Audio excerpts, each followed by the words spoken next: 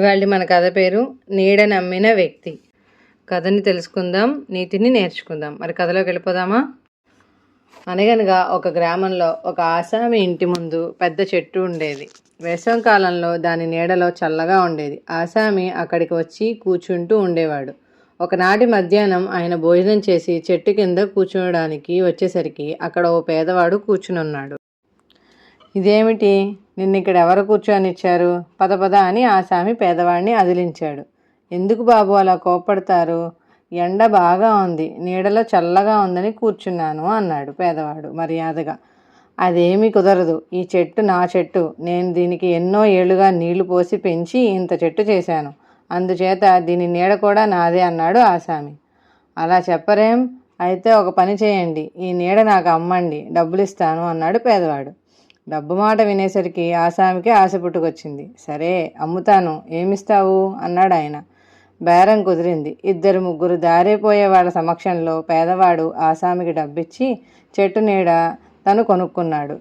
అది మొదలు పేదవాడు రోజు వచ్చి చెట్టు నీడను కూర్చుంటుండేవాడు. దారిన ఎరిగి ఉన్న వాళ్ళెవరన్నా పోతుంటే వాళ్ళను కూడా పిలిచి నీడలో కూర్చోబెట్టేవాడు.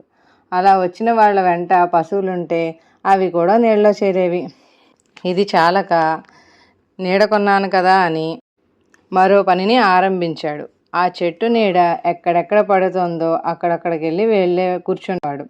సమయాన్ని బట్టి, ఋతువుని బట్టి ఆ చెట్టు నీడ ఆసామి ఇంటి ఆవరణలోనూ, పంచలోనూ, పడక గదిలోనూ, వసారాలోనూ పడేది. పేదవాడు మొహమాటం లేకుండా నీడ పడిన చోటకల్లా వెళ్ళి కూర్చునేవాడు. ఇదంతా చూసి ఆసామికి చాలా కోపం వచ్చేది. ఏయ్, మా వసారాలను గదిలోకి వచ్చి కూర్చునేటందుకు నీకేం హక్కున్నది అని ఆయన పేదవాడిని గద్దించి అడిగాడు.